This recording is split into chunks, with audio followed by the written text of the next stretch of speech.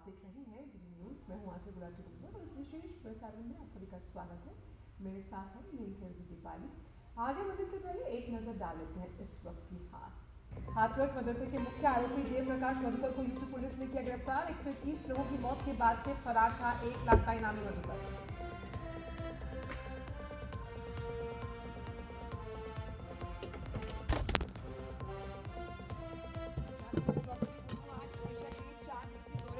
रवाना राष्ट्रपति भुवनेश्वर में उत्कल मणि पंडित गोपबंधु दास की 96वीं पुण्यतिथि समारोह में होंगी शामिल।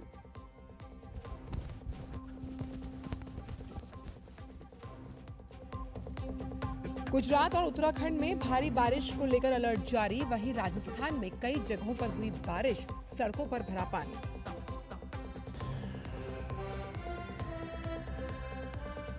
ब्रिटेन की सत्ता संभालने के बाद प्रधानमंत्री कीर स्टार्मर आज करेंगे पहली कैबिनेट की बैठक। स्टार्मर ने देश की पुनर्निर्माण का लिया है संकल्प।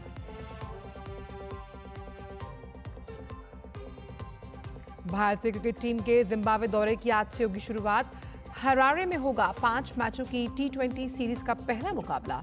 शुभमन गिल की कप्तानी में युवा भारतीय टीम जीत के साथ करना चाहेगी आगाज।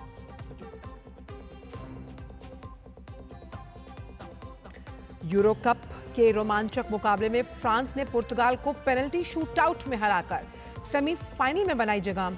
वहीं अतिरिक्त समय में हुए गोल की मदद से जर्मनी को हराकर स्पेन पहुंचा अंतिम 4।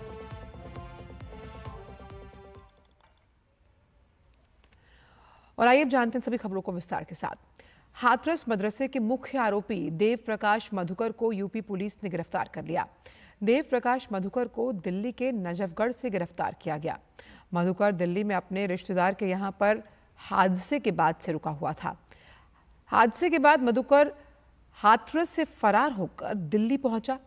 देव प्रकाश मधुकर पर 1 लाख रुपए का इनाम था और पुलिस की FIR में वो मुख्य आरोपी था। आपको बता दें कि देव प्रकाश मधुकर ही हाथरस कार्यक्रम का मुख्य आयोजक था। वो भोले बाबा का खास आदमी बताया जा रहा है।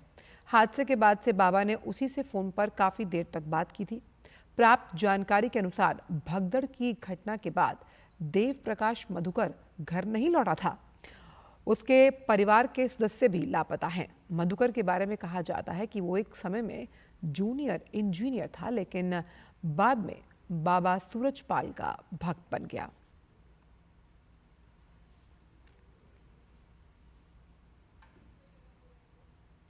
राष्ट्रपति द्रौपदी मुर्मू आज से ओडिशा की 4 दिन की यात्रा पर रहेंगी। राष्ट्रपति भुवनेश्वर में उत्कलमणि पंडित गोपबंधु दास की 96वीं पुण्यतिथि समारोह में शामिल होंगी।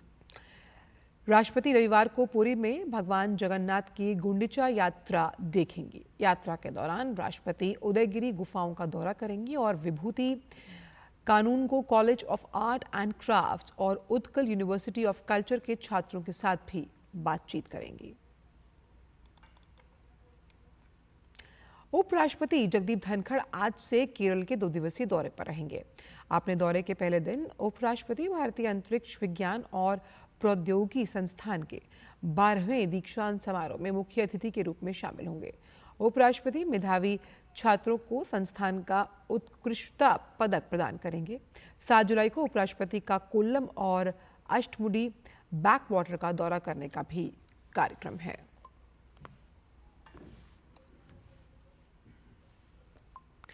मॉनसून की दस्तक के बाद अब देश के कई राज्यों में झमाझम बारिश हो रही है। वहीं कुछ राज्य ऐसे भी हैं जहां पर भारी बारिश के साथ बाढ़ से हालात गंभीर हैं।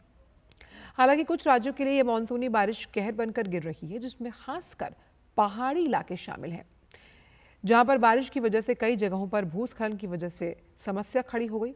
गुजरात की बात करें तो मौसम विभाग ने बारिश को लेकर अलर्ट जारी किया। उत्तर और दक्षिण गुजरात में बारिश का ऑरेंज अलर्ट जारी किया गया, जबकि मध्य गुजरात और सौराष्ट्र में बारिश को लेकर येलो अलर्ट है। साइक्लोनिक सर्कुलेशन की वजह से दक्षिण भारत में भारी वर्षा होने की संभावना है और साथ ही मछुआरों को समुद्र से दूरी बनाए रखने का निर्देश दिया गया। उत्तराखंड की बात करें तो आज भी भारी से बहुत भारी बारिश होने का अलर्ट है। मौसम विज्ञान केंद्र ने चमोली, पौड़ी, पिथौरागढ़, चंपावत, नैनीताल सहित कुछ इलाकों में भी बहुत भारी बारिश का रेड अलर्ट जारी किया। देहरादून, रुद्रप्रयाग, उत्तरकाशी, हरिद्वार और टिहरी में भारी बारिश का ऑरेंज अलर्ट है।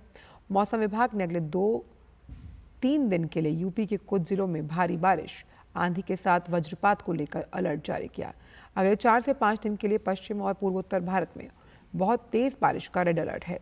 साथ ही अरुणाचल प्रदेश, नागालैंड, मणिपुर सहित पूर्वोत्तर भारत के राज्यों, उप हिमालय, पश्चिम बंगाल और सिक्किम में भी भारी बारिश का अनुमान है।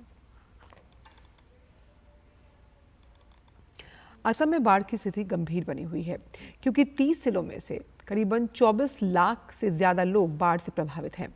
ब्रह्मपुत्र नदी, निमाटी घाट, तेजपुर, गुवाहाटी, दुबरी और बूढ़ी दिहंग, सुबनसिरी, धनसिरी, डिखोजिया, भराली, दिसांग, कुशियारा, बराक, कठखाल नदियां खतरे के निशान से ऊपर बह रही हैं।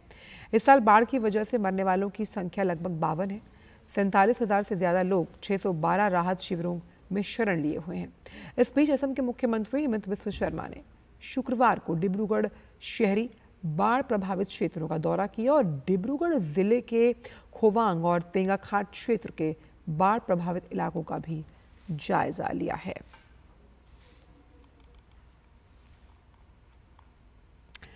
विभिन्न क्षेत्रों में निवेश की रफ्तार कायम रहने से देश में स्टील की कुल मांग अगले दशक से सालाना 5 से लेकर 7.3% की दर से बढ़ने का अनुमान जताया गया है। इससे वित्त वर्ष 2033-34 तक स्टील की मांग में 22 से 27.5 करोड़ टन तक हो सकती है। और सलाहकार कंपनी डेलॉयट ने ISS स्टील इंफ्राबिल शिखर सम्मेलन में अपनी इस रिपोर्ट में ये भी कहा कि महाराष्ट्र, उत्तर प्रदेश, गुजरात, कर्नाटक और तमिलनाडु ने स्टील खपत में खुद को अग्रणी राज्य के तौर पर स्थापित किया है। वित्त वर्ष 2022-23 में कुल खपत में इन राज्यों की हिस्सेदारी 41% है। रिपोर्ट के मुताबिक बुनियादी ढांचे की परियोजनाओं पर सरकारी खर्च से अगले दशक में शुरुआती वृद्धि को गति मिलेगी। PM गति शक्ति राष्ट्रीय मास्टर प्लान के तहत 4 चरणों में विकसित किए जाने वाले 32 परियोजनाओं वाले 11 औद्योगिक गलियारों का विकास स्टील की खपत का एक प्रमुख चालक होगा। वित्त वर्ष 2013-14 से वित्त वर्ष 2023-24 तक भारत में तैयार स्टील की खपत 5.67% की दर से सालाना बढ़ी है और वित्त वर्ष 2023-24 में घरेलू तैयार स्टील की खपत 13 करोड़ टन के पार पहुंच गई। रुख अंतर्राष्ट्रीय खबरों की तरफ और बात करते हैं ब्रिटेन की, जिसकी सत्ता संभालने के बाद प्रधानमंत्री कीर स्टारमर आज पहली कैबिनेट बैठक करने वाले हैं।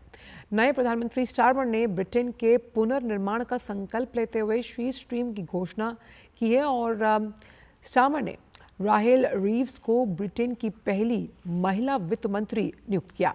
साथ ही डेविड लेमी को विदेश सचिव नियुक्त किया है, क्योंकि वो चुनाव में जीत गए थे। 2010 में गॉर्डन ब्राउन के बाद लेबर पार्टी के पहले प्रधानमंत्री थे। गौरतलब है कि आम चुनाव में उनकी वामपंथी लेबर पार्टी भारी जीत के बाद 14 साल से कंजर्वेटिव शासन का अब अंत हुआ है। बात खेल जगत की। रोहित शर्मा और विराट कोहली के बिना की युवा ब्रिगेड जिम्बाब्वे के खिलाफ आज से शुरू हो रही T20 सीरीज के पहले मुकाबले के लिए मैदान पर उतरेगी। तो टीम इंडिया के एक नए दौरे का यह आगाज होने वाला है। T20 विश्व कप की जीत के जश्न के बीच शुभमन गिल की कप्तानी में युवा भारतीय टीम हरारे में जीत की शुरुआत करना चाहेगी। इस सीरीज में कई युवा भारतीय अपने अंतर्राष्ट्रीय करियर की शुरुआत करने उतरेंगे। गिल पहली बार टीम इंडिया की कमान संभालते हुए नजर आएंगे और इस टीम में IPL की कई स्टार खिलाड़ियों को जगह दी गई है। पहली बार भारतीय टीम में चुने गए रियान पराग और अभिषेक शर्मा IPL के अपने शानदार प्रदर्शन को जारी रखना चाहेंगे और वहीं ऋतुराज गायकवाड़, वॉशिंगटन सुंदर, ध्रुव जुरैल, आवेश खान, रवि बिश्नोई जिम्बाब्वे की टीम के लिए खतरनाक साबित हो सकते हैं। तीसरी वरीयता प्राप्त स्पेन के कार्लोस अल्कराज ने विंबलडन में पुरुष एकल के चौथे दौर में स्थान बनाया। तीसरे दौर के मुकाबले में अल्कराज ने अमेरिका के फ्रांसिस टियाफो को 5 सेट तक चले मुकाबले में हराने में सफलता पाई। कार्लोस ने मुकाबले को 5-7, 6-2, 4-6, 7-6, 6-2 से अपने नाम किया।